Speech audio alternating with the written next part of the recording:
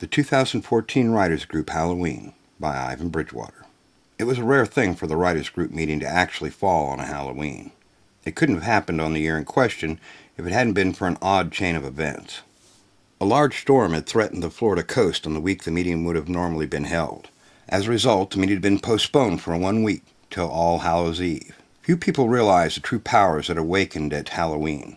There are ancient curses and links to the past that live on to this day. Even fewer people understand the links between the storytellers of old and what humans today think of as magic. The writers' group was about to get a taste of those powers. The meetings were held in a converted home, and space was at a premium. As a result, the meeting was held in a room filled with shelves covered in books. It seemed fitting to talk about writing books in a place filled with them. The various writers filtered in, and the room soon filled with conversation. At the appointed time, the group's moderator, Hal, called the meeting to order. The time of stories fell upon them. Perhaps the weather should have been a warning. The wind had blown down cold from the north, and the full moon shone through a clear, cloudless sky. Just 2 days ago, heat and rain had prevailed. Now an eerie silence seemed to only be broken by the occasional scream of cold wind blowing outside. Unable to read the portents that their ancestors might have better understood, the group continued on, oblivious to the weather outside. The first story read that night was a small section of a novel about events that occurred overseas several decades ago. Copies of the story were passed out, and the group read along and listened intently as events long ago seemed to come to life in the minds of the listeners. When the author finished reading from his story, there was a pleasant critique of the story and the way it was written. The other authors in the room turned in their copies of the story, each with helpful comments to improve the way it had been written. The process repeated itself. This time a fantasy about a man driven to the edge of death by debilitating disease. The author's story used humor to cover up the serious nature of the events depicted. The story worked very well and gained welcome praise from the group. Turning in their copies of the story after the critique, laughter filled the room as the people all talked about the humor in the last story. It was with the next storyteller that the evening started to really spin out of control. John was a novice writer, known best for his wild imagination. His strange stories often were overly violent, but at least they showed imagination. His recent addition to the group had added another interesting voice to their already enjoyable meetings. His short story that night involved demons and witchcraft. He hoped it would fit in perfectly with the Halloween. On this evening, John started out poorly as he read out the words, "It was a dark and stormy night." Hal had warned all the authors in the group a dozen times that the phrase about a stormy night would drive away every publisher within 60 miles. It could be frustrating when his writers didn't listen, but Hal was nice about it and just rolled his eyes. He would remind the group again during a critique to please stop it. Who knows, it might even sink in someday. As the story progressed, it seemed to reach a new level of intensity. Most of the people in the room were focused on the copy of the story that lay before them. They weren't paying attention to anything else. They weren't even slightly aware of the winds raging outside. After the storm of the previous week, the weather seemed almost mild. As John read his story, a small cloud seemed to appear close to the ceiling in the center of the room. Everyone was so intent as John talked that it went unnoticed for several minutes. Then John began to call upon the ancient gods in his story. Things went downhill from there very quickly. As John read his story, Hal happened to look up. He saw the cloud forming and his face went white. Right then John said, "I call upon the ancient ones, the bringers of death and plague, the destroyer of worlds. Come before me now, I command you." Hal managed to get out the words, "Hey, stop that!" It was too late. A booming voice seemed to emit from the ceiling. It bellowed, "Who dares to call upon the old gods? Who calls us from our long, dark sleep?" The group suddenly became aware of what appeared to be happening above them. Almost as though by command, the entire group stood up and backed away from the table as far as they could. In truth, that wasn't very far. The room wasn't very big. "What are you trying to do?" Hal yelled across the table at John. It was then that Hal realized John's eyes were rolled up in his head. He appeared to be in some form of trance, and apparently now just mumbling words from the paper he held. Again the voice from the cloud rang out, "Those who call upon us don't live to make the same mistake again. Choose, humans! Choose the way the death of your world begins." Instantly Hal yelled out, "Clear your minds, everyone. I saw this in a story someplace a long time ago. It wants us to think of something that will come and destroy the earth. Try to think of nothing bad that might hurt us." Almost at once a bug the size of a dinner plate fell from the cloud. Covered in a thick gooey slime, it dropped with a splat down onto the table that still sat in the center of the room. Instantly, almost every eye in the room turned to face an author named Dan. His stories had big bugs, and Hal yelled out, "Damn it, Dan, I told you not to do that!" Dan grimaced and looked around sheepishly, saying, "I couldn't help it. I hate bugs. I write about killing them, remember?" The bug staggered slightly and then stood up on 6 legs. It appeared a little drunken, but it looked so large it still managed to appear nasty. It stood in place for a few seconds and then opened its 6 sets of insect wings from each side of its large body. If it didn't look frightening before, it sure did now. It had a large set of pincers that snapped open and closed several times in a very threatening manner.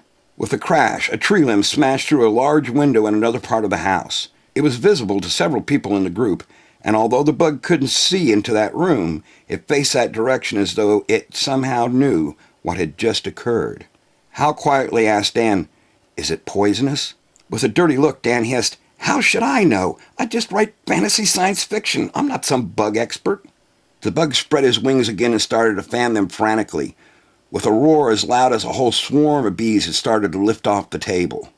At that point, an author called Kat came to life. Her real name was Catherine, but her nickname fit perfectly now. With ninja grace, she snatched a hidden broom from behind the end bookshelf and brought it over her head, smashing the bug down onto the table. Not contented with hitting the creature once, the woman continued to beat the bug over and over. Several of the creature's wings came off, and the rest were badly damaged.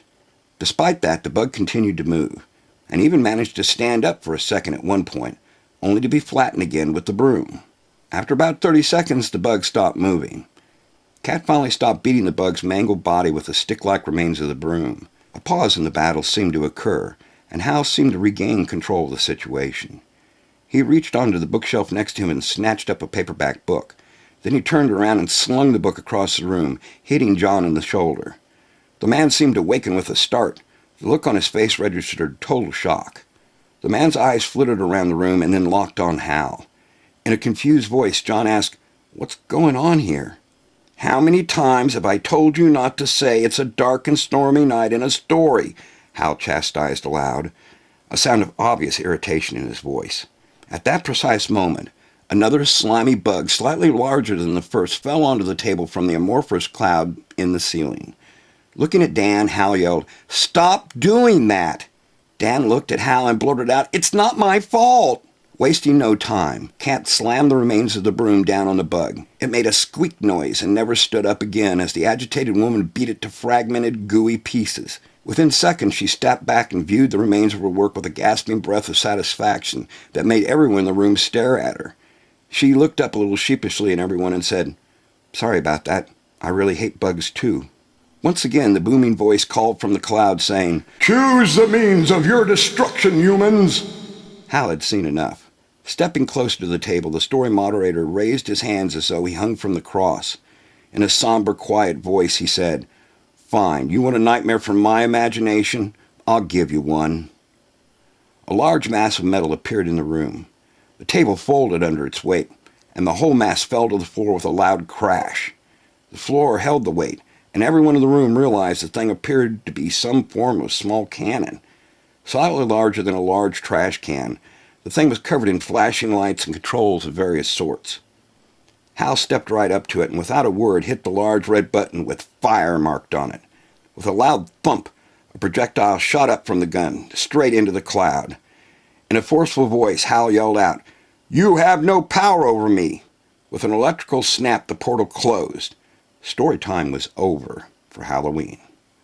The various writers began to pick up their papers and other assorted personal items. Several started helping Hal clean up the room. Finally, a writer named Frank quietly asked Hal, "Do you have any idea what just happened here? Is this over? I'm shaking like a leaf." Hal paused for a moment and then said, "Words have power. Writers long ago discovered it was important to be careful how words were used. John opened a portal to another reality and almost destroyed the world. It happens from time to time. As a moderator, I should have prevented that from happening." Everyone in the room stared at Hal as he said, "I guess you could say writers were the first magicians. We used the power of words to start and end wars. We use words to build cities and temples, words to make you feel better or make you want to die. I suppose you could say that when combined with imagination, it's like an elemental force. Water flows downhill, unless I tell it not to. Still confused, Frank pointed at the metallic thing in the middle of the room. "What is that?" he asked. "It's an antimatter cannon I designed for our defense," said Hal. "I hope the monster enjoys his chosen method of destruction. I sent him a pot of antimatter big enough to destroy 100 worlds." Smiles covered every face in the room. Hal looked at his watch and said, "In 5 minutes, that ancient enemy will be no more." The group continued to break up, and a few minutes later, the last few riders were standing in front of the house talking. The weather had cleared up nicely. Hal started to go over in his mind what he needed to do to get the broken window fixed. A loud, booming voice startled the group as they stood in the front yard talking. It said, "I don't accept gifts from humans."